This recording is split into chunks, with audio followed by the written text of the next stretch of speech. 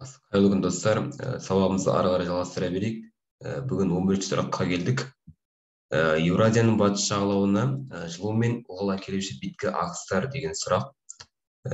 Негізгі басы ағыс, назар аударатын сөз ағыс.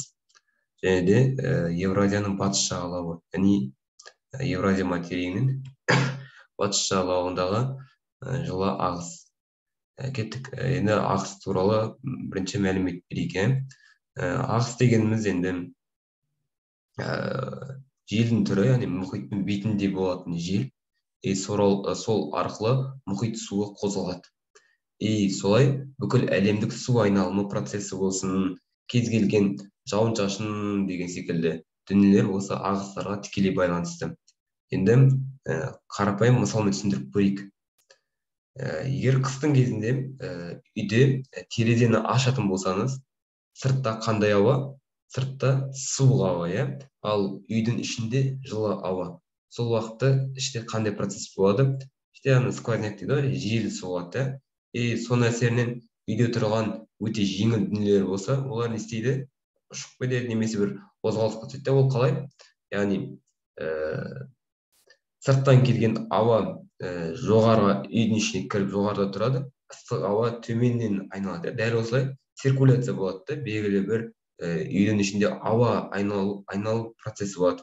Дәл осы процесс әлемде де болып жатады. Біз білеміз ғой, орталық бөліктерімізде қатты ыстық, экваторда ыстық болса, керісінше тропиктік бөліктерде ыстық болса, керісінше оңтүстіктен солтүстікке қарай барған сайын не істейді? Суықтай береді. Дәл осы нәрсе мұхит бетінде де нені тудырады? Ағыстар тудырады. Енді жалпы ағысқа қысқаша мысал осылай келтіріп берсек болады. Ал енді қараңыздар, ағыстың түрлері өте көп. Мына жерде ағыстың түрлерін былай бөлген. Яғни ерекшеліктеріне қарай, яғни шығу тегіне байланысты, желдің теңіз бетіне үйкелісінен туындайтын, яғни беткі ағыс, ығу ағысы, желдік ағыс, температура мен тұздылыққа байланысты тығыздық ағыстар, деңгейіне байланысты ағынды ағыс, градиенттік ағыс, компенсациялық ағыс деп, яғни мерзімділігіне қарай әртүрлі мезгілдерде біз білеміз, кейбір ағыстар бар, 3-4 жылда бір қайталанады. Мына Атлант мұхитында Эль-Нино дейтін ағыс бар, 14 жылда бір рет қайталанады екен. Ол кейбір деректерде 9 жыл деп келеді. Яғни тұрақтылығына қарай, яғни тұрақты, уақытша, кезеңдік деген секілді қылып бөлеміз. Одан кейін бағытына қарай су үсті, бетіндегі, аралық, тереңде, су түбіндегі ағыстар. Ал енді қасиетіне қарай, физикалық, химиялық қасиеттеріне қарай жылы және суық, тұздылығы жоғары және тұздылығы төмен ағыстар деп бөліп қарастырамыз. Міне қараңыздар. Тағы да ағыстардың пайда болуына Кориолис күші дейтін әсер етеді дейді. Кориолис күші ол біздегі жердегі процесс қой, яғни ол Кориолис күші теңіз ағыстарын солтүстік жартыжарда оңға, ал оңтүстік жартыжарда солға бағыттап отырады. Жалпы осындай ағыстар, қысқаша айтқан кезде осындай. Енді қараңыздар, картада қарайтын болсаңыздар, мынау ағыстардың картасы. Жылы ағыстарымыз қызыл түспен бейнеленген, суық ағыстарымыз көк түспен бейнеленген. Бұл бізде жалпы әлемнің картасы. Бізде сұрақта не деп тұрды жаңа? Енді қайтадан оқайық. Евразияның, яғни Еуразия материгінің батыс жағалауына, яғни батысында Еуропа беткейінде жылу мен ылғал әкелуші. Және де мынандай бір ерекшелік бар. Жылы ағыстар бізде үнемі жылу мен ылғал әкеледі. Түсінікті ме? Яғни жылы ағыс соғатын жерде жауын-шашын көп болады, және де жылы болады салыстырмалы тұрғыда. Ал енді суық ағыстар дәл осыған қарама-қарсы,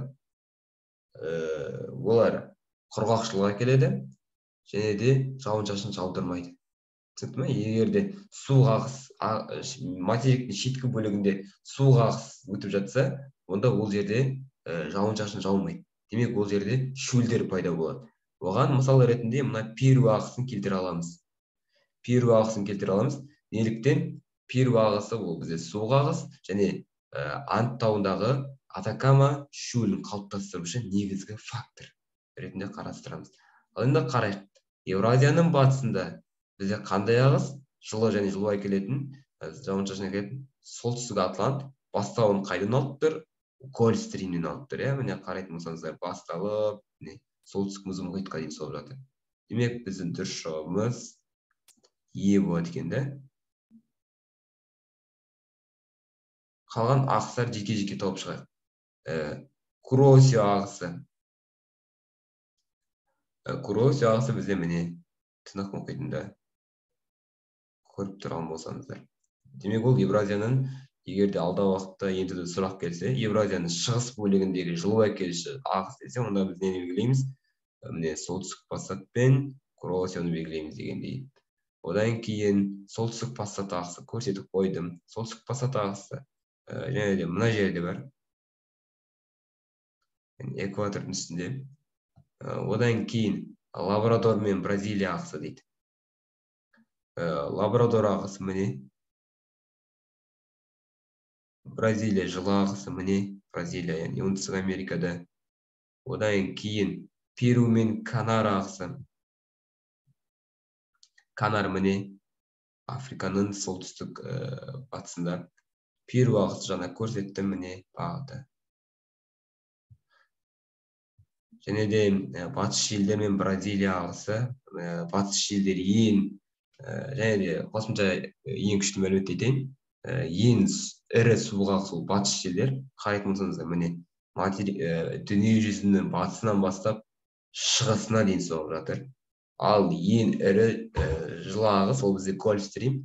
Солтүстік Американың оңтүстік шығыс жағалауынан бастап солтүстік мұз мұхитқа дейін аралықты ағыс жалғасып жатыр. Одан кейін бізде батыс Шильдер және соңғы жауап қандай болды? Бразилия ағысы. Бразилия ағысын көрсеттім жаңа міне. Жалпы негізгі білу керек ағыстарға байланысты негізгі мәліметтер осы. Егер алдағы уақытта тағы да сұрақтар келіп жатса, сол уақытта қосымша мәліметтер болып жатса, сол уақытта қосамыз.